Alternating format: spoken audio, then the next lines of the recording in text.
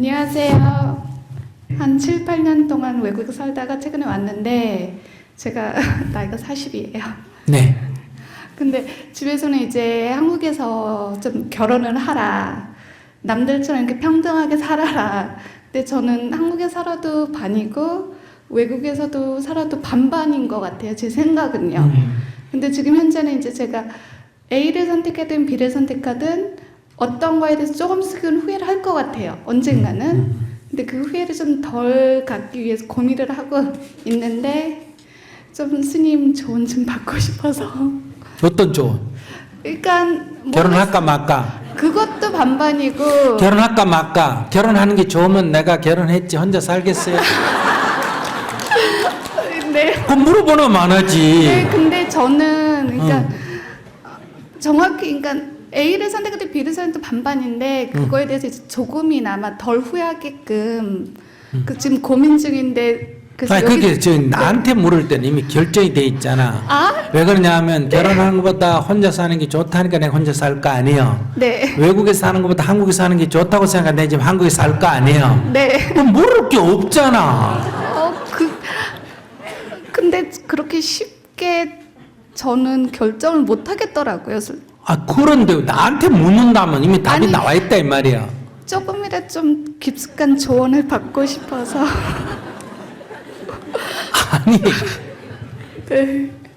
내가 축구 선수인데 네. 어떤 사람이 와서 네네. 운동은 뭐 하면 좋을까요? 이래 물으면 내가 농구하라 그러겠나? 아니요. 내가 불교 신자인데 어떤 사람 내가 스님인데 나한테 찾아와 이래요. 스님, 북한 사람이 주로 많이 물어요. 종교를 어느 걸로 할까요? 이래. 그럼 내가 중인데 교회 가라 그럴까? 아니요. 그러니까 네. 나한테 네네. 스님 결혼하여 할까요? 말까요? 이 묻는 거는 어리석어요? 안 어리석어요? 어리석은 질문이다. 왜?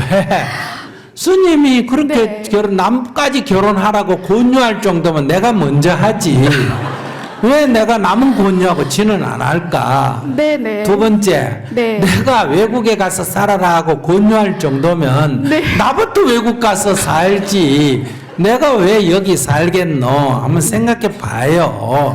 그러니까 네네. 그거는 물으나 많아요. 그러면 이제 두 번째 물으면 네. 스님 어떻게 생각합니까? 하면 이미 답이 나와 있어요. 네. 스님은 결혼 안 하는 게 좋다. 한국 사는 게 좋다. 이럴 네. 거고. 네네. 자기한테 네. 저는 어떨 것 같아요? 이래 물으면 네네. 네 좋을 때라 해라. 감사합니다. 그럼 세 번째 네. 또 이제 후회를 좀 덜 하고 싶어요 이랬잖아요. 네네. 그게 그런데 어느 쪽을 선택해도 후회하게 돼 있다. 네. 이렇게 말해요. 네, 맞아요. 덜 하는 법은 없어요. 아, 그러면 확률적으로 50. 아니 결혼을 안 하는 쪽으로 결정하면 네. 안 한 거를 후회하게 되고 네네. 결혼하는 거를 결정하게 되면 결혼하는 거를 후회하게 되고 네. 한국에 사는 거를 결정하면 네. 한국 살면서 후회하게 되고 네네. 외국 사는 걸로 결정하면 외국에 사는 결정에 후회하게 되기 때문에 네네. 자기는 네. 어떤 결정을 해도 후회할 수밖에 없다. 이게. 감사합니다. 거기 뭐 좀 작고 많고 이런 건 없어요. 아, 자기는 후회할 수밖에 없도록 돼 있어요. 정말? 그럼 너무 저한테 너무 슬픈. 하나도 안 슬퍼요. 그런가요? 그러면 네네. 생각을 어떻게 해야 되느냐? 네. 자기가 나한테 묻는 질문, 어떤 결정이 더 좋은가 하고 물었잖아요. 네네. 어떤 결정이 더 좋다고는 말할 수 없어요. 결혼하면 결혼했어 후회. 결혼 네. 안 하면 안 했어 후회. 이 남자와 결혼하면 이 남자하고 결혼했어 후회. 네. 이 남자하고 안 하면 안 했어 후회. 이렇게 네. 돼요. 왜 네. 그럴까? 자기는 선택에 대한 네. 책임지려는 생각이 없기 때문에. 네. 선택의 조건 한 번은 없고 네. 선택을 하면 그에 따른 책임을 져야 돼요. 결혼하면 하는 거에 대한 책임을 져야 되고 네. 안 하면 안 하는 거에 대한 책임을 져야 되고 네. 한국에 살면 한국에 살도록 선택했을 때 따라는 과보를 받아야 되고 네네. 외국에 가서 살겠다 하면 외국에 가서 사는 과보를 받아야 돼요. 네. 다시 말하면 지금 외국에 가서 살면 네. 젊을 때는 좋은데 네. 늙으면 후회를 해요. 아, 네네. 왜? 늙으면 잔적 모든 생명은 회귀성이 있거든요. 네. 이렇게 고향으로 돌아가려는 회귀성이 있다 이 말이에요. 네. 그러니까 자기 얼굴도 회귀성이 있어요. 즉 자기 얼굴이 지금은 네. 어머니 안 닮은 것 같지만 늙으면 누구 닮을까? 엄마. 어머니 늙으면 누구 닮을까? 할머니. 외할머니. 네. 이렇게 지금은 빵 먹고 살지만 시간이 흐르면 된장과 밥을 먹는 쪽으로 돌아옵니다. 그러니까 한국 사람은 반드시 된장 먹게 됐다 이게 아니라 내가 어릴 때 먹은 것으로 네. 돌아온다 이 말이에요. 네네. 아시겠습니까? 네. 회귀성이 있으니까 자기가 외국에서 가서 살면 나중에 회귀성이 생길 때 네. 한국에 돌아오면 낯설잖아, 그죠? 네, 맞아요. 오고 싶은데 오면 낯선단 말이에요. 예, 맞아요. 그럼 후회하게 되지. 아, 그렇구나. 그러니까 네. 외국에 가서 살 때는 이미 이거를 알고 가야 돼요, 모르고 가야 돼요. 미리 알고 그럴 때 후회하지 말고 이건 내가 당연히 선택한 거야 이렇게 결혼을 할 때도 네. 결혼을 하면 혼자 있으면 외롭고 결혼하면 귀찮아져요. 네. 제 말 이해하시겠어요? 결혼해서 같이 살면 좀 귀찮아요, 안 귀찮아요? 귀찮아. 그래 헤어지면 외로워요. 또 혼자 살면 또 외로워요. 그래서 또 같이 네. 살면 또 귀찮아져요. 네. 그러니까 혼자 사는 것을 결정할 때는 외롭다 하는 과보는 당연히 나타나는 거라 해서 네네. 혼자 사는 데서 외로움에 빠지면 안 돼요. 그쵸. 둘이 같이 살 때는 당연히 의견이 다르니까 갈등이 네. 생기는데 그 갈등을 힘들어하면 안 돼요. 네네. 갈등 생기는 걸 너무나 당연하게 받아들여야 돼요. 네네, 알겠습니다. 그렇게 자기는 네. 이래도 저래도 후회한다는 거는 자기는 네. 선택만 하고 결과는 책임 안 지려는 아주 못된 심보를 가지고 있는 거예요. 네. 다시만 돈은 빌리고 싶고 빚은 갚기 싫고 네. 저축은 하기 싫고 네. 목돈은 타고 싶고 네. 그런 심보를 가지고 있기 때문에 네. 좀 마음을 좀 내려놔야 되나요? 그러니까 네. 이걸 인연과보라 그래. 인연을 지으면 과보가 따른다. 네. 돈을 빌렸으면 뭐 해야 된다? 갚아야 되고 네. 나중에 목돈을 타고 싶으면 지금부터 저축을 해야 되나 안 해야 돼? 해야 돼요. 해야 돼. 네. 그러니까 그런 원리에서 벗어나서 돈은 네. 빌려서 풍족하게 쓰고 빚은 안 갚아도 되는 길은 없을까? 그러면 나중에 이제 갚아라 그러면 후회하지. 야, 괜히 빌렸다 이렇게. 그리고 그것은 나쁜 심보다 이 말이에요. 그러니까 네. 빌리면 갚은 것은 당연하다 이 말이에요. 네. 그러니까 한국에 살면 한국에 사는 과보가 있고 네, 한국에 네. 지금 살면 직장도 지금 조금 구하기 어렵고 또 주위에 부모님 옆에 잔소리도 좀 들어야 되고 손보러 다녀요. 시집가라고 네, 또 네. 뭐라고 해야 되고 이런 게 여러 가지 문제가 있죠. 네, 네. 요건 지금 외국에 살아보면 싹 없어져 버려. 네, 맞습니다. 그런데 이제 늙으면 이제 또 회귀성 좀 때문에 또 돌아오게. 고생을 해야 돼. 네, 네. 그러니까 네. 이제 빚을 지금 내서 쓰고 네, 네. 나중에 갚는 과보를 받을 거냐? 아. 안 그러면 네. 좀 어렵지만은 빚을 내지 말고 네, 네. 나중에 갚는 과보를 내가 안 받을 거냐? 그건 네. 자기 선택이에요. 좀 고민을 좀 더 해봐야 될 것 같아요. 제 고민할 필요가 없어. 왜냐하면 네. 똑같은 거기 때문에. 아, 네, 네. 그러니까 결정한다 고민하지 말고 여기다 손에 침을 딱 얹어가 네. 딱 때리든지 네. 동전을 딱 던져서 네네. 한국에 살까 외국에 살까 이거 딱 던진 대로 결혼할까 말까 이렇게 간단하게 결정하면 돼. 왜냐면 그건 밤새도록 고민해봐야 무슨 뾰족한 수가 안 나요. 그렇게 간단하게 인연 되는 대로 선택하고 과보를 네. 받는다. 네. 뭐를? 과보를 그러니까 받는. 지은 인연에 뭐를 받는다? 과보를 받는다. 네, 알겠습니다. 이게 가장 핵심적인 원리예요. 네. 내가 복을 받으려면 뭘 지어야 된다? 복을 져야 지어야 되고 네. 내가 복을 못 지었으면 복 받을 생각을 하지 마. 안 해야 되고 네네. 이렇게 딱 원리에 맞게 살면 원리에 맞게. 아무런 걱정이 없다. 네, 알겠습니다. 감사합니다, 예. 스님.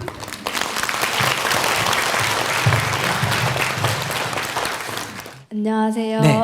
네, 저는 수능이 끝나서 이제 곧 대학생이 되는 고등학생인데요. 네. 네, 제가 다른 지역도 새로운 사람을 만나게 되잖아요. 네. 그래서 새로운 환경에 나서는 만큼 인간관계에 대해서 굉장히 큰 걱정이 되는데요. 네, 제가 항상 이성보다는 감정이 먼저라서 그냥 이렇게 말 뱉어놓고 후회하는 스타일이거든요. 그래서 제 자신을 약간 컨트롤하는 방법을 여쭤보고 싶어서 질문을 드리게 그럼 이제 됐습니다. 두 가지 질문인데, 하나는 감정이 앞서는 나를 어떻게 컨트롤할 거냐. 그 앞에 거는 새로운 사람을 만나는 것에 대한 두려움이 있다. 네, 그러면 자기는 매일 똑같은 음식을 먹는 게 좋아요? 다른 음식을 먹어보는 게 좋아요? 저는 시도를 했다가 항상 안 좋은 결과가 있어서 아니 그러니까 자기는 매일 먹던 밥하고 김치만 먹는 게 좋냐? 네. 밥하고 김치도 먹지만은 때로는 뭐 피자도 먹고 때로는 다른 것도 가끔 먹어보는 게 좋나? 각각 먹어보는 게 좋습니다. 그럴 때 두렵나? 안 먹어봤는 거 저거 어떻게 먹지? 이렇게 두렵나? 이건 맛이 어떨까? 이런 생각이 드나? 약간 고민이 됩니다. 자기는 늘 요 목포에만 살래? 안 그러면 제주도도 한번 가볼래? 네, 제주도도 가보고 싶습니다. 제주도 겁이 나고 어떻게 가? 그러니까 우리가 처음 만난다 하는 것은 마치 처음 가는 곳하고 같다 이거야. 처음 가는 곳하고. 그럼 처음 가는 곳, 처음 만나는 사람은 두려울 수도 있지만 다른 한편으로는 처음 가본 곳이 자꾸 생겨야 많은 곳을 가보게 되잖아. 처음 가본 것이 없다면 자기는 많은 곳을 볼 수가 없잖아. 그러면 처음 만난 사람이 없다면 자기는 인간관계가 가족 외에 지금까지 만났던 사람 외에 만날 수가 없잖아. 네, 그러면 처음 만나는 사람은 많을수록 좋으나 나쁘나? 좋죠. 자기는 인간관계를 좀 여럿이 좀 더 폭을 넓히고 싶어. 지금 아는 사람 빼고는 절대로 안 만나고 싶어. 네, 넓히고 싶습니다. 넓히려면 처음 만나는 사람이 자꾸 늘어야 되나 줄어야 되나? 네, 늘어야 됩니다. 그럼 처음 만나는 사람을 두려워해야 되겠나? 이 사람은 어떨까? 이 사람은 어떨까? 이 지역은 어떨까? 미국은 어떻게 살까? 프랑스는 어떨까? 이런 생각해야 여행할 수 있는 것처럼 여행이라고 생각하란 말이에요. 사람을 만날 때. 내가 장소를 달리 여행을 할 때. 안 가본 데니까 약간 좀 익숙하지 않으니까 약간 불편한 건 있어. 그러나 가보고 싶잖아. 그런 것처럼 처음 만나니까 조금 덜 익숙한 면이 있지만 그러나 사람 하나하나를 새로 만나는 것을 마치 새로운 곳을 여행하듯이 생각하면 굉장히 궁금하잖아. 이 사람은 어떻지? 서울 사람은 어떻지? 경상 사람은 어떻지? 이 남자는 어떻지? 나이 많은 사람은 어떻지? 애는 어떻지? 그러니까 이렇게 항상 궁금해하는 새로운 건 늘 우리에게 어떤 그런 궁금함을 자아내잖아. 그 관점을 그렇게 가지라는 거예요. 그럼 자기처럼 이렇게 새로운 만나는 걸 두려워하거나 새로운 곳에 가는 걸 두려워하면 자기는 뭐 요 방 안에 갇혀서 살아야 돼. 그러니까 그 새로운 사람을 만나는 거는 두려워할 일이 아니다. 익숙하지 않기 때문에 약간 불편할 수는 있지만은 두려워할 일은 아니다 이 말이에요. 이해가 되세요? 네, 그 다음에 감정을 컨트롤한다는 말은 맞지가 않습니다. 감정을 컨트롤한다는 말은 감정을 억제한다는 얘기예요. 그러면 감정이 일어나는데 감정을 억누르니까 그 속에 압력이 자꾸 생길 거 아니에요. 그 압력을 뭐라 그러냐? 스트레스라 그래. 그러니까 억제를 하면 스트레스가 생기고 심지어 압박이 생기고 그러니까 시간이 흐르면 이건 더 이상 못 참으니까 뭐 한다? 터져. 분출하면 뭐가 생긴다? 과보가 따라. 그러니까 나중에 후회하게 돼. 조금만 더 참을 걸 이렇게. 이게 반복되는 거예요 인생이. 그러니까 이 참는 것이 컨트롤이 아니다 이 말이야. 그러니까 감정이 일어나는 거는 일어나고 싶어서 일어나는 것도 아니고 일어나지 마라 그런다고 안 일어나는 것도 이게 자동으로 일어나는 거예요. 자동으로.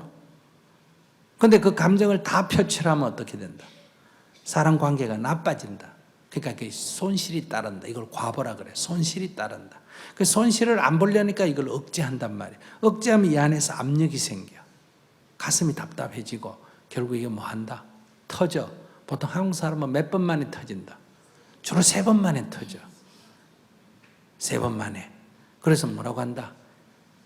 한 번도 아니고 2번도 아니고 하면서 터지고 또 보자 하니까 하고 터지고 날짜도 3일, 작심 뭐다? 3일. 이렇게 이거 터진다 이 말이에요. 그 터뜨려 놓으면 또 손실이 따르니까 또 후회하고 참으면 스트레스 받고 터뜨리면 후회하고 이거 지금 왔다 갔다 하는 게 우리 인생이다 이 말이에요. 그러니까 이것은 억제하는 것을 컨트롤이라고 이해하면 그거는 해결책이 아니다. 그러니까 감정이 일어나는 건 자연스러움이에요. 감정은 나쁜 게 아니에요. 감정이 일어나는 건 자연스러움인데 감정이 일어난다고 다 표출할 수는 없다는 거예요. 표출하면 나는 시원한데 타인에게 해가 되니까 그 사람들이 나한테 항의를 하게 되면 나한테 손실이 따른다. 자기가 성질 난다고 성질 따내면 친구가 다 떨어져 버려요. 그런데 이걸 억제하면 어떠냐? 내가 괴로워지는 거예요. 가슴이 답답해진다 이 말이에요. 화병이 생겨요. 그러니까 감정이 일어나는 것을 자연스럽게 감정이 일어나구나, 화가 나구나, 짜증이 나구나, 미움이 일어나구나 이렇게 알아차림. 뭐라고?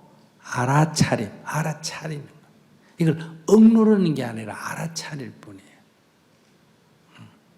그리고 나도 모르게 알아차리면 이게 감정은 일어나지만 감정을 표출을 안 하게 돼. 그러니까 안 하는데 2가지가 있어. 하나는 알아차리고 알아차리면 스트레스를 안 받아. 억제하면 뭐 한다? 스트레스를 받아. 그 자기도 모르게 이걸 드러내버렸다 하면 자기는 후회해. 억제한 사람은 반드시 후회해. 알아차리는 사람은 놓쳤구나 이렇게 생각해. 아, 내가 놓쳤구나. 그러니까 후회하는 게 아니라 뭐라고? 아, 내가 놓쳤구나. 다음엔 놓치지 말아야지. 이렇게 되는 거예요. 그러니까 자기의 감정을 부정적으로 보지 말고 감정은 그대로 인정을 하되 이것을 그대로 표현하게 되면 부작용이 나타나니까 감정을 알아차린다. 아, 화가 나구나. 아, 지금 짜증이 나구나.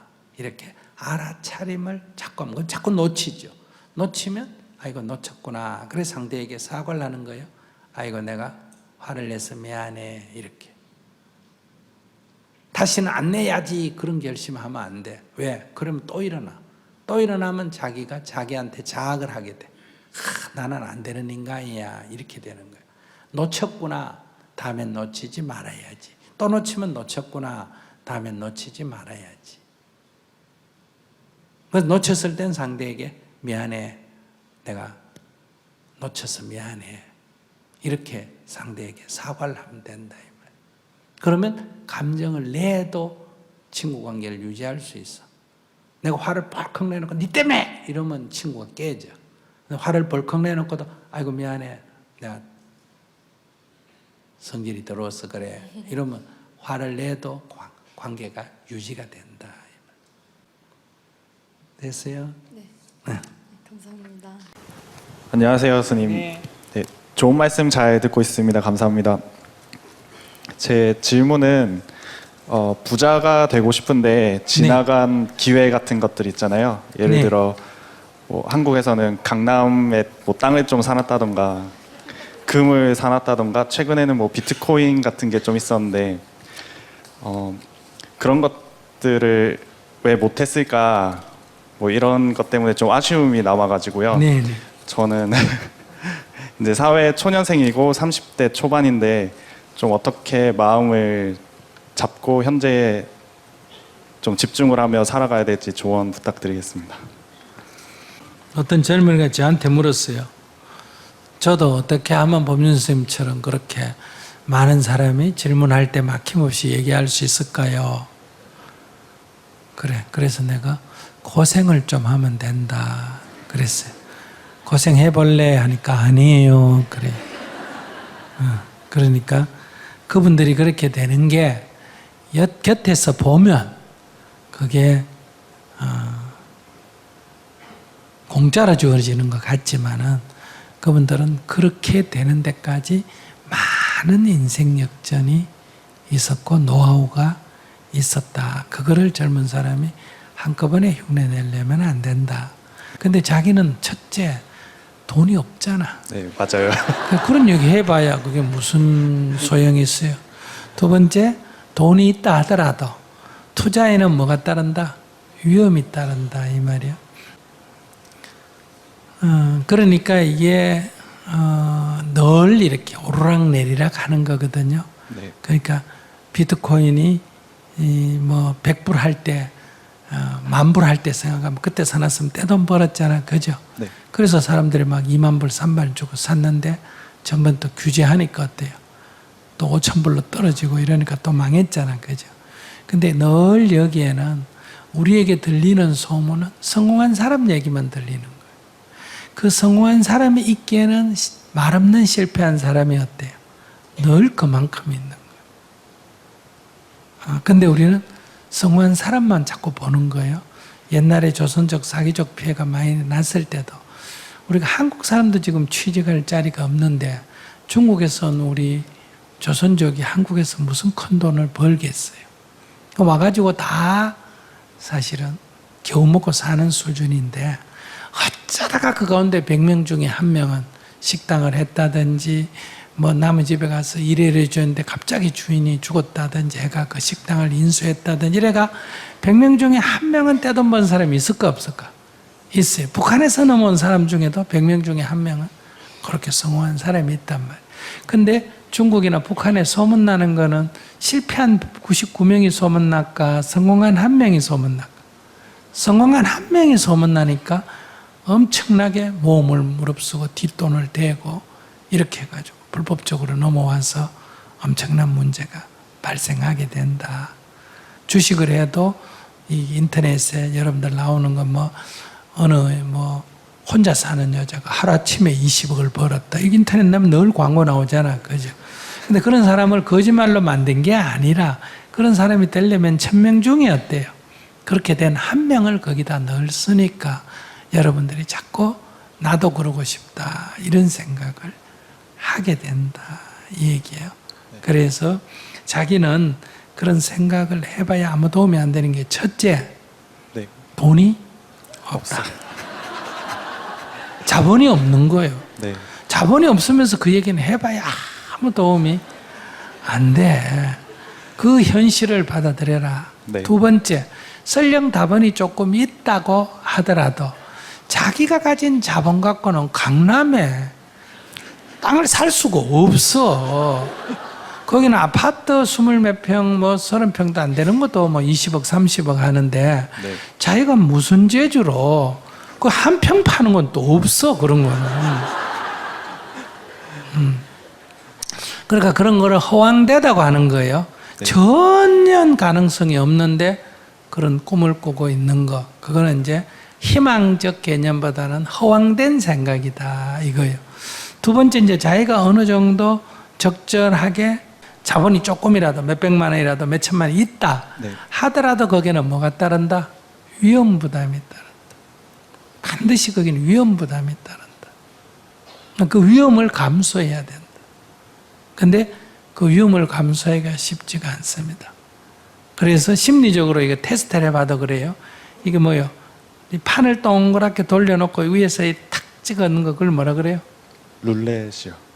뭐 옛날에 왜 우리 뒤에 털 달아가 이래 침 달아가 이래 탁 찍는 거 있잖아. 야바이꾼들 하는 거 있죠.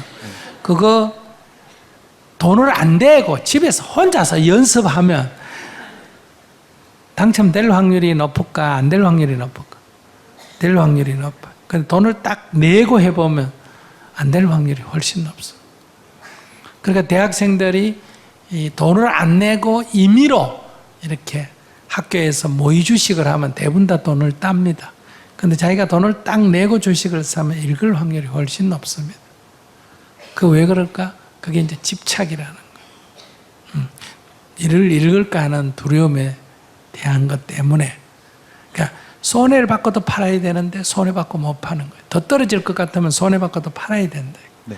그 다음에 더 이상 안 올 것 같으면, 그러니까 앞으로 더 오른 층이라도 미리 팔아야 되는데 사람이 그렇게 한데, 대다수 개미 군단은 오를 때 계속 삽니다. 언젠가 떨어지겠죠. 근데 항상 꼭지점에 사요. 그리고 이제 내리면 못 팝니다.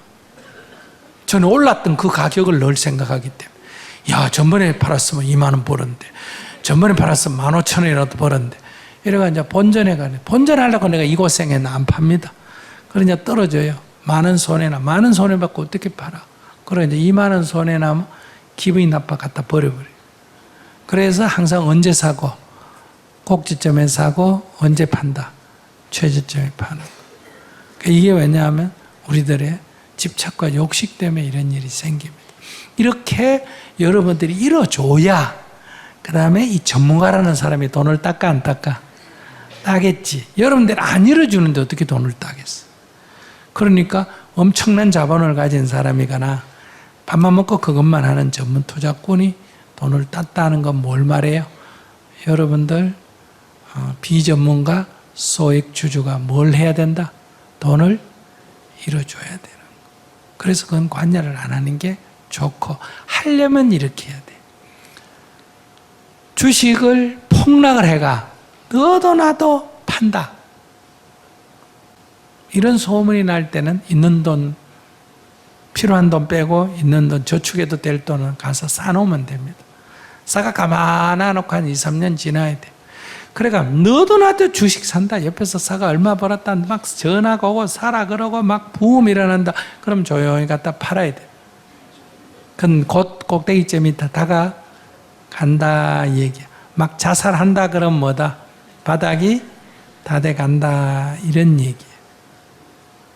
그러니까 이거는 매일 안 해도 되고 눈 감고 해도 돼요. 근데 이렇게 안 돼요. 남 팔 때 따라 팔기 쉽고 남 살 때 따라 사기가 쉽기 때문에. 그러면 이제 이런 거 하면 안 돼요. 첫째, 안 했으면 좋겠다. 네. 두 번째, 하더라도 이런 집착을 놔야 성공할 확률이 높다. 자기처럼 부자 되고 싶은 욕심에서 하면 안 돼요. 재미로, 게임으로 그냥 읽어도 좋다. 그거 뭐 이건 내 생활에 남는 여윳돈이다. 되면 되고 말면 말고 오락으로 한다. 이렇게 하면 조금 성공 확률이 오히려 전문으로 하는 것보다 더 높아질 수가 있다. 이게 이제 심리와 현장과의 밀접한 연관입니다. 그런 거 아시고 오히려 좀 성실하게 일하고 오히려 새로운 아이디어를 내가 프로그램을 개발하고 이런 쪽이 이 자본이 없는 사람은 투자할 가능성이 높다. 이런 얘기. 그러니까 뭐 비트코인을 사가 누가 떼돈 벌었다. 그건 우연히 걔도 모르고 사놨는데 잊어버렸다가 이 갑자기 오르니까 이런 일이 생긴 거. 근데 이제 그것도 조금 오른다가 파는 사람은 큰 이익을 못 보고 잊어버리고 놔놨다가 어느 날 보니까 그렇게 올라 있을 수는 있다. 이 얘기. 그런 시나 한두 개를 읽고 수천만 명이 잃었는데 몇 명 이익 본 그걸 읽고 나도 한다 하면 이제 망하기가 쉽다. 그런 자세를 가지고 오히려 그거보다는 좀 새로운 아이디어를 내서 네. 프로그램을 개발하는 이게 자본이 없는 사람에게는 더 유리하다. 네. 감사합니다. 네.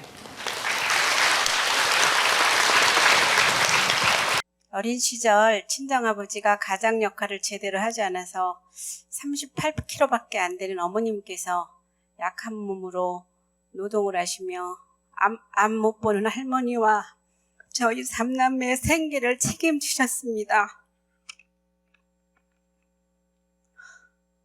제가 고등학교를 졸업한 후 직장에 다니면서 가장 역할을 하며 그동안 고생하신 어머님께 효도를 다하려고 최선을 다했습니다.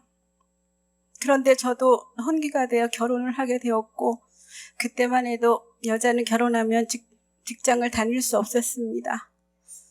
전업주부로 더군다나 전신마비인 시어머니를 병간호하느라 친정 부모님을 자주 찾아뵙지도 못하고 경제권도 시어머니가 가지고 있어서 용돈 한 번을 드리지도 못했습니다. 시어머니는 친정 부모님보다 12살이나 많으셨기 때문에 시어머니한테 최선을 다하고 난 다음에 친정 어머니께 효도를 하겠다고 생각을 했는데 친정 어머니께서는 제가 결혼한 지 2년 만에 돌아가셨습니다. 시어머니 계시고 그래서 어머니가 돌아가시고 나서도 실컷 목 놓아 울어보지도 못했습니다. 그게 한이 돼서 그런지 지금 어머니 돌아가시니까 38년이나 됐는데 지금도 TV에서 친정어머니 얘기만 나와도 또 특히 결혼식장에 가거나 또 회갑잔치나 칠순잔치 같은 데 가면 눈물을 주체할 수가 없습니다. 다 지난 일이고 소용이 없다는 것도 알고 있지만 가슴 속의 상처가 치유가 되지 않습니다. 스님, 어떻게 해야 친정어머니를 웃으면서 떠올릴 수 있을까요? 그리고 친정어머니는 늘 여자는 시집가서 시어른 잘 모시고 남편한테 잘하고 시댁 식구들한테 잘하는 것이 친정 부모님한테 효도하는 거라고 그러셨는데 그 말이 정말 맞는 건가요?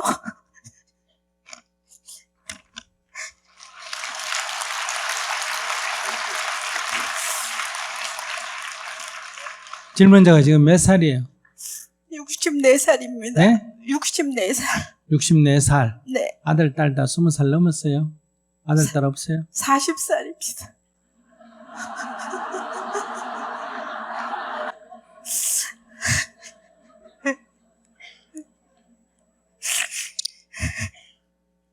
지금 여기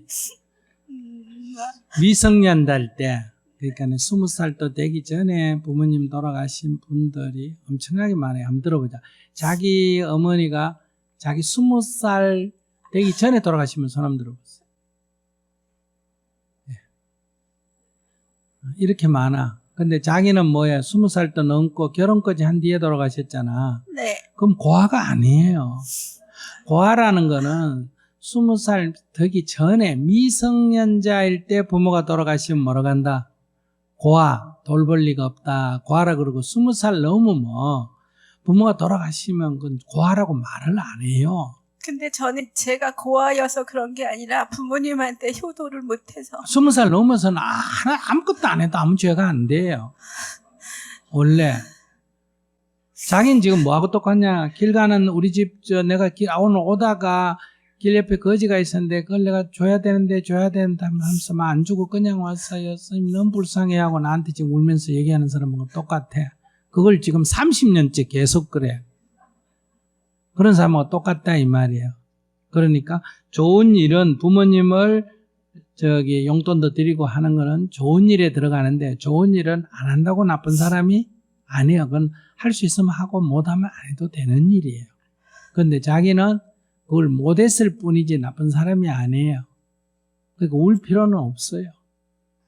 근데 이거 어떻게 해야 눈물이 안 나올까? 그 병원에 가야지 뭐. 아까 내가 얘기했잖아. 시간이 흐르면 좋아지면 자연치료고 그대로 유지되거나 점점 나빠지면 어디로 가라? 병원에 가거라. 그건 부모를 그리워하는 것 같지만 그건 병원에 가야 돼요. 그게 뭐냐 하면 그 부모님이 자기가 어릴 때 그 부모님이 고생하는 그게 자기 속에 영상이 찍혀 있고 그것이 부모님 돌아가실 때 그 영상에 충격을 받아가지고 자기가 나이가 64인데 그 문제, 부모에 대한 문제만큼은 어린 시절에 자기로 그걸 딱 자기 마음속에 한쪽 구석에 남아있는 거예요. 그래서 자극만 오면 자기가 울 때는 어린애같이 우는 거예요. 어린애같이. 이걸 뭐라 그러냐? 이것도 일종의 트라우마입니다. 이 정신질환에 속해요. 아시겠어요? 무슨 뭐 미쳐가지고 무슨 남을 때리고 하는 이런 게 아니라 이것도 이게 안 자라고 지금 여기 제가 어릴 때 다쳤으면 여기 흉터가 아직도 이렇게 나이가 들어도 남아있듯이 마음의 흉터가 가슴 한쪽 구석에 이렇게 남아있어서 건드리기만 하면 그게 터지는 거예요. 그러니까 치료를 받아야 돼요. 그러니까 자기가 지금 부모님이 돌아가신다 아직 인사를 못한 거예요. 아시겠어요? 그러니까 네. 이 마음 무의식 세계에서는 아직 인사를 안 해서 부모를 떠나보내지를 않았어. 이런 문제가 생기는 거예요. 그러니까 그 부모님이 고생하는 거 어릴 때 보고 자라서 그 안쓰러운 건 이해가 되는데 이제 내 속에서 부모님을 하직 인사를 하고 떠나보내셔야 돼요. 알았죠? 자기가 지금 그 생각할 때는 어린애여야지. 그러니까 말하는 거나 울 때는 어린애같이 우는 거예요. 그러니까 참 애달픈 일이긴 한데 이것도 질환에 속합니다. 그러니까 내가 엄마를 아직 못 떠내보냈구나 이렇게 생각하고 엄마 고생 많이 하셨는데 종교적으로 말하면 극락이나 천당에 가서 지금 편안하게 계실까? 아직도 고생하고 있을까? 편안하게 계세요. 그러니까 아이고 내가 지금 옛날 생각해가 그런 거예요. 그러니까 지금 잘 계시니까 안녕히 가세요. 이렇게 인사를 하고 떠나보내셔야 됩니다. 알았죠? 네, 이 순간으로 어머니를 제 마음에서 떠나보내겠습니다. 네.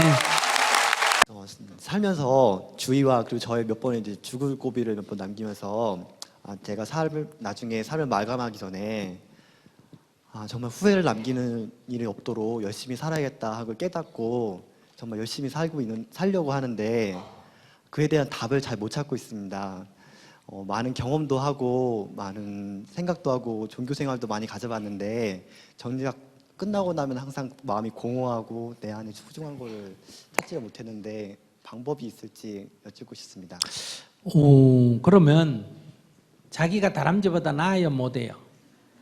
비슷합니다. 비슷해요? 네. 오케이. 그러면 산에 가서 다람쥐 볼 때 다람쥐는 죽을 때 뭔가 후회하고 죽을까? 그냥 죽을까? 후회 안 할 것 같습니다.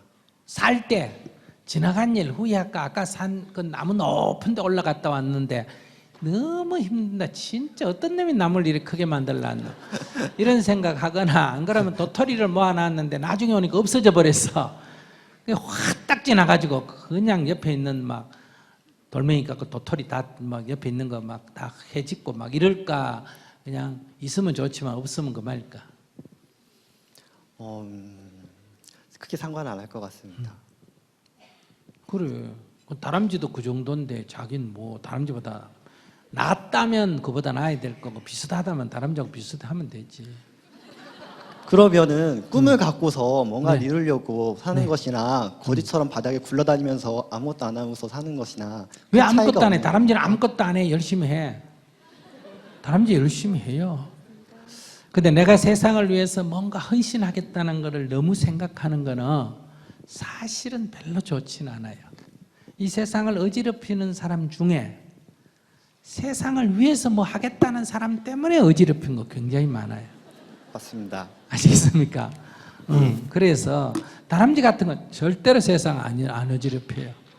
다람쥐는 세상을 위해서 산다는 생각 안 하는데도 결과적으로는 어때요? 세상에 도움이 돼요. 큰 나무는 자기가 살지만은 무생명들을 살리는 역할을 하고 땅속에 있는 지렁이도 자기가 혼자 열심히 살지만은 거기서 끝나지 않고 다른 생명에게 좋은 도움을 주죠.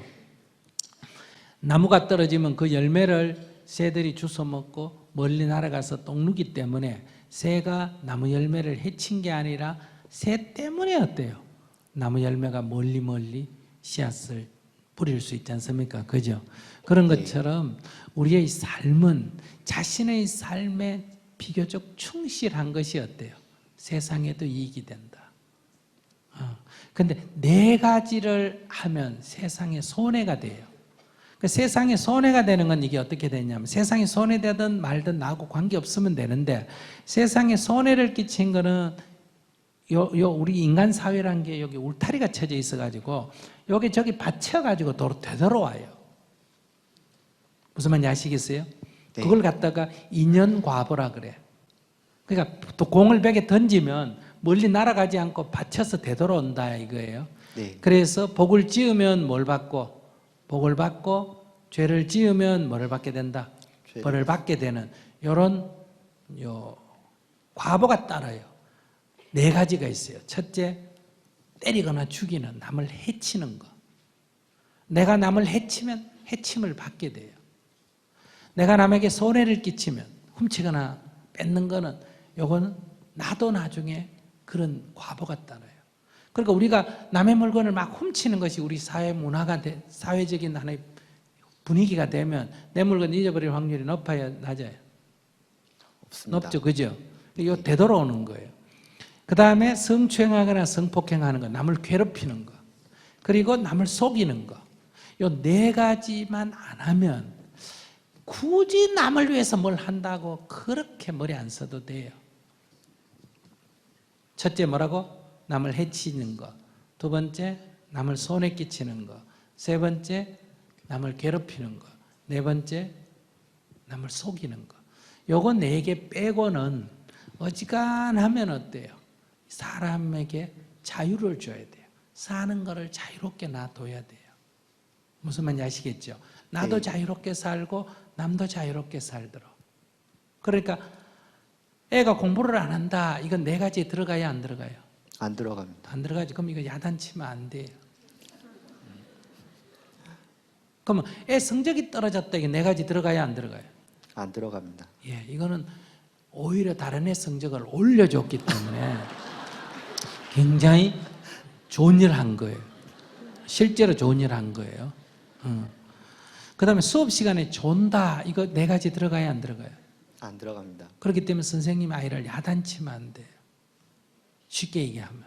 그러면 지금 우리는 이 윤리, 기본적인 이 자연 생태 윤리, 인간 윤리가 지금 안 돼 있는 거예요. 남의 물건을 뺏거나 훔치거나 남을 괴롭히는 거는 자기 자식이라고 별로 내버려 두고, 공부 안 하는 거 이건 아무 나쁜 짓 아닌데 그건 야단을 치기 때문에 젊은 애들이 가치관에 혼란이 생긴 거예요. 지금. 그래서 청소년 폭력의 4가지가 때리는 거, 뺏는 거, 성추행하는 거, 거짓말하는 거, 속이는 거. 이 4가지 빼고 아무것도 없잖아요. 수업 시간에 떠드는 거는 남에게 손해를 끼치기 때문에 이거는 야단을 쳐야 될 일이고, 수업 시간에 조는 거는 남에게 피해를 주는 게 아니기 때문에 야단을 치면 안 돼요. 이건 담요로 덮어줘야 돼요. 그러니까 선생님도 학생도 부모도 이 기본 윤리를 중요시해야 돼요. 그거를 제외하고는 가능하면 인간을 자유롭게 살게 해야 된다.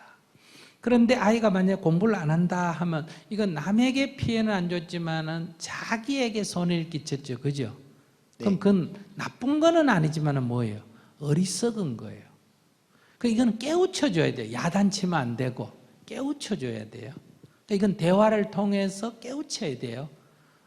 공부하기 싫니? 네, 안 해도 된다 이거예요. 해야 될 아무런 이유가 없어요. 그러면 다시 물어봐야 돼요. 너 대학 안 가겠니? 갈래요? 그래요.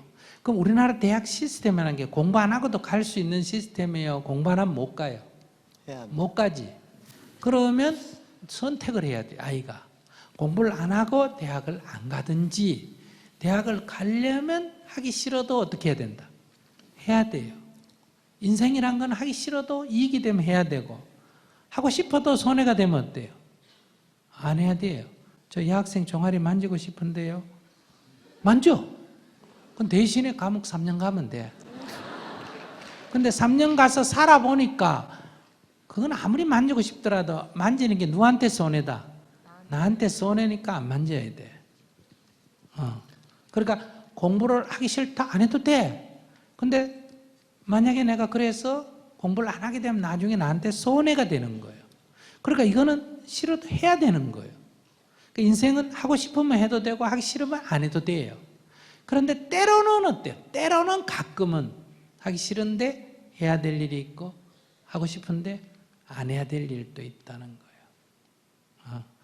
이런 것들을 아이들에게 깨우쳐가는 것, 이게 이제 우리가 말하면 이제 무지, 어리석음을 깨우쳐주는 거거든요. 이것하고 나쁜 짓하고는 완전히 다른 문제다, 이런 얘기.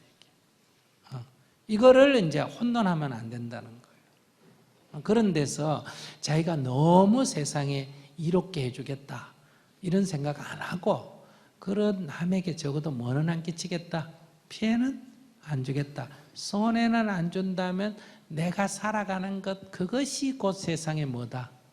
이익이에요. 내가 열심히 직장 생활하고 또 거기서 번 돈 갖고 생활해 가는 게 세상에 도움을 주는 거예요. 꼭 거기 저축을 해가 어디 가서 줘야 도움을 주는 게 아니에요. 이런 분이 있어요. 공장을 운영하는데 이 폐수를 정화해서 보내려면 돈이 너무 많이 드니까 비 오는 날 어때요? 몰래 그냥 내보내버려요. 그래서 물고기를 막 수백 마리 죽게 만들어요. 그러고 남는 돈을 벌어가 절에 가가지고 물고기 1000마리 방생할 때 보시를 해요. 그럼 이렇게 하면 형식적으로 보면 보시를 한 거지만은 우리가 전체로 볼 때는 이거는 보시가 아니에요. 절에 가서 돈을 안 내더라도 이 정화시설을 잘 해서 생태계가 파괴되지 않도록 하는 것 그 자체가 뭐다? 그게 세상을 이롭게 하는 거다. 이런 얘기예요. 그래서 너무 내가 세상을 이롭게 해야 된다는 강박관념에서 자유로워지는 게 필요하다. 그런데 노는 것보다는 할머니 짐 들어가는 거를 그냥 구경하면서 가는 것보다는 들어주는 게 뭐하다? 내가 마음이 더 편하다. 그래서 내가 들어주는 거지 꼭 할머니를 위해서 이렇게 강박관념을 가질 필요는 없어요. 이렇게 자연스럽게 우리가 세상을 위해서 도움이 되는 일을 하면 그게 자기에게도 행복하고 세상에도 도움이 된다. 그렇게 좀 가볍게 사시기 바랍니다. 감사합니다. 네.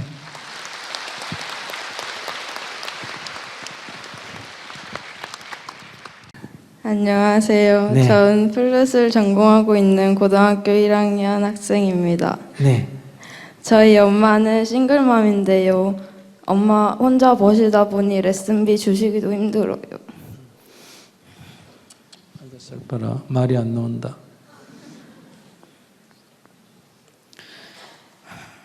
너무너무 하고 싶은데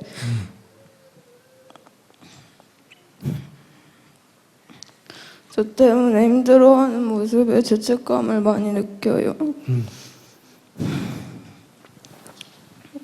제 꿈을 이루기까지 힘든 시간들이 많이 있을 텐데 그 시간들을 이룬 마음으로 잘 견딜 수 있을까 고민스럽고 제가 지금 한 선택이 나중에 저를 행복하게 해줄지 모르겠어요. 자기 지금 그거 플룻하는 그거의 재능이 굉장히 뛰어난 수준이에요? 그렇지 않는 수준이에요? 모르겠어요. 아니 평가가 자기는 모르는데 주위의 평가 잘하는 것 같아요. 잘한다고 평가되고 있어요? 네. 그러면 잘한다고 평가가 되면 지금 뭐 한 달에 얼마씩 들어요? 150만 원. 와, 엄마 월급이 얼마쯤 돼요? 불규칙해요. 대강 자기가 알 때 얼마쯤 되는 것 같아? 한 300만 원 되는 것 같아? 아니요. 안 되는 것 같아? 네. 그러면 200만 원 받아가 150만 원 과입이 줘버리면 엄마가 어떻게 생활을 해? 옛날에 모은 돈. 돈 갖고. 네. 그러면 그거 자기 지금 1학년인데 이제 앞으로 2년 남았잖아. 근데 갈수록 과외비가 더 비싸지지 않을까? 그건 아니고 지금도 비싸요. 지금도 비싸. 그럼 자기가 진짜 열심히 하나, 목숨 걸고 하나, 대강 하나? 목숨 걸고 해요. 목숨 걸고 해. 근데 아무리 어머니가 힘이 들어도 너가 진짜 죽기 살기로 밥 먹는 시간하고 화장실 가는 시간 빼고는 학교 공부하고 거기에 미쳐서 한다 하면 엄마는 아무리 힘이 들어도 보람이 있어요. 근데 생활비의 3분의 1을 그렇게 돈 주는데도 만약에 이렇게 딴짓하고 한다 그러면 이렇게 헌신을 해도 재미가 없는 거예요. 무슨 말인지 아시겠어요? 자기는 지금 엄마 걱정하는 게 중요한 게 아니고 자기가 정말 거기 헌신하는 게 중요한 거예요. 우리가 어떤 일을 헌신할 때, 부모는 자식을 위해서 일할 때 자기 고생하는 게 힘든 거 아니에요. 고생한 보람이 있으면 돼요. 그 보람이란 게 꼭 무슨 그 유명해지고 훌륭해지는 게 아니라 최선을 다하는 데 있는 거예요. 결과보다도. 자기는 지금 거기에 대해서 자신이 있어요. 내가 최선을 다하고 있다 이렇게. 네. 예. 딴 사람이 보기 어떻든 내가 정말 내가 최선을 내 할 수 있는 일은 최선을 다하고 있다 이러면 엄마 걱정하지 말고 그냥 하세요. 그러면 길이 열립니다. 감사합니다. 알았죠?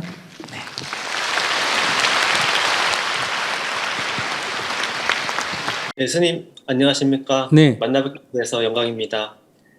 저희 고민은 후회하는 마음을 떨쳐내고 무던하게 살고 싶은 것입니다. 저는 올해 초에 5년 동안 다니던 직장을 퇴사했고 새로운 직장으로 옮겼습니다. 하지만 새로운 직장에서 업무와 거주 환경의 적응에 변화에 어려움을 겪고 다시 이직을 하였습니다. 지금은 기존에 살던 곳으로 이사도 왔고 세 번째 회사에서 만족하면서 다니려고 하고 있습니다. 하지만 가끔 첫 번째 직장 동료들을 마주치면 그립기도 하고 후회하는 생각이 듭니다. 스님의 말씀처럼 최소 3년은 수행이라고 생각하고 다니려고 하고 있습니다. 하지만 문득문득 분별심이 생겨서 괴롭습니다. 어떻게 하면 과거를 잊고 현재에 집중할 수 있을지 궁금합니다. 그리고 참고로 저의 성격은 민감한 편이고 내향적입니다. 이미 지나가 버렸잖아요. 그 직장 그만둬 버리고 나왔잖아요. 그 직장이 좋아 보이면 그 직장에 가서 사정을 하면 되죠. 나 옛날에 내가 잘못 생각했다. 반성할게. 좀 붙여달라. 이렇게 해가 비굴하게 구르고 들어가면 되지. 그럼 그게 아니라면 그 생각을 하고 있다고 지금 나한테 무슨 도움이 돼요? 아무 도움도 안 되잖아요. 그러니까 이번 직장 때려치울 때는 이제 그 경험을 그게 학습비를 냈다 생각해. 이번 직장 때려치우고 또 2번, 3번 갔다가 또 이거 갖고 또 그리워할 수도 있잖아요. 그러니까 이번 직장은 좀 마음에 안 드는 게 있더라도 한 3년은 다녀야 되겠다. 이렇게. 과거 내가 그 마음에 안 든다고 때려치웠더니 지나놓고 보니 오히려 그게 좋아 보이더라. 그걸 지금 되돌이킬 수 있으면 되돌아가면 되고, 되돌이킬 수 없으면 그걸 교훈 삼아가 이번 직장에는 나중에 또 이거 후회할지 모르니까 때리고 치고 싶더라도 3년은 최소한 더 다녀보자. 이게 처음이면 그게 잘 안 되는데 보람은 경험을 했기 때문에 그 경험을 교훈 삼아 이번 직장에 자기가 좀 부족함이 있더라도 마음에 안 드는 점이 있더라도 3년 다닐 수 있는 힘을 얻었잖아요. 그러니까 과거를 후회하는 게 아니라 과거를 경험 삼아 지금 힘이 되도록 하는 게 수행이다. 이 얘기. 감사합니다. 그리고 한 가지 더 이게 제가 이런 걱정을 하는 게 좀 선천적일 수도 있다는 생각을 하는데요.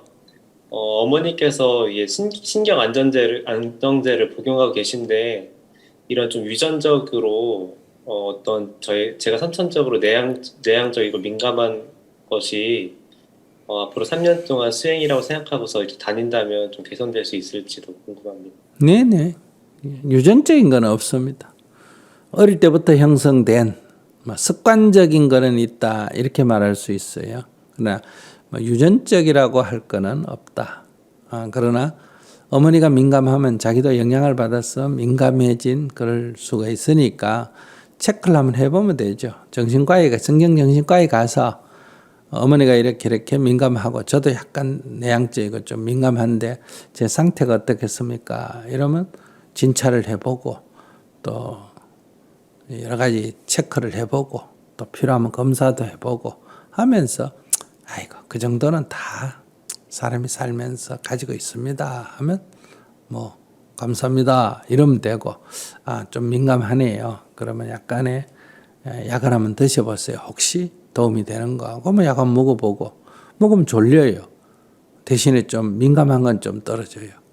좀 너무 많이 졸리는데요. 그러면 약을 조금 줄이고 약을 바꾸고 먹었더니 심리가 훨씬 안정이 됩니다. 그러면 먹으면 되지 뭐. 그거 뭐 걱정이에요. 체크를 해보고 테스트를 해보고 그렇게 이제 결정을 해야지.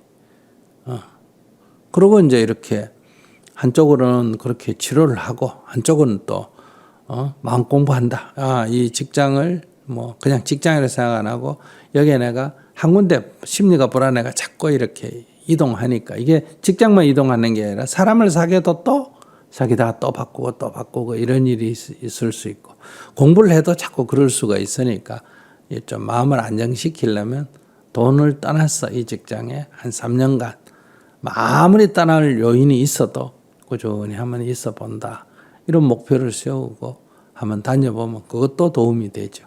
그것만 갖고 하려면 불안할 때 힘드니까 치료를 받으면서 하면 훨씬 수월하다 이런 말씀을 드리고 싶네요.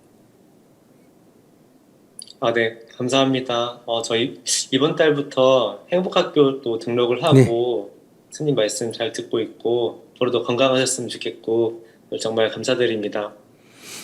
네, 그러니까 병원은 항상 약간 문제가 있으면 병원 가서 체크를 해보는 건 좋아요. 체크해보고 이상 없습니다 하면 감사합니다 이러면 되고 이상 있습니다 하면 치료받으면 되고 그게 뭐 부담이 돼요. 치료받아서 금방 좋아질 거를 뭐 때문에 그렇게 막 버티가지고 해결을 할 이유가 없다 이런 얘기예요. 그 다음에 행복학교를 다니면서 이렇게 좀 마음 공부하면 훨씬 도움이 됩니다. 왜냐하면 나 혼자 하는 것보다 이렇게 같이 이렇게 공부하면 도움이 되잖아요. 아주 뭐 수행에 있어서든 세상에서는 천재적 기능을 갖는 특수한 사람들은 혼자 해도 괜찮은데 우리 사람들의 대부분은 같이 하면 기도도 같이 하면 좀 힘들어 다 해지는데 혼자 있으면 잘 안 되거든요. 그래서 이렇게 행복학교라는 게 별게 아니고 이렇게 사람이 몇 명 모여가지고 서로 경험도 나누고 얘기도 나누면서 해나가면 훨씬 더 공부 효과가 높아진다 이런 얘기예요. 꾸준히 한번 해나가시기 바랍니다.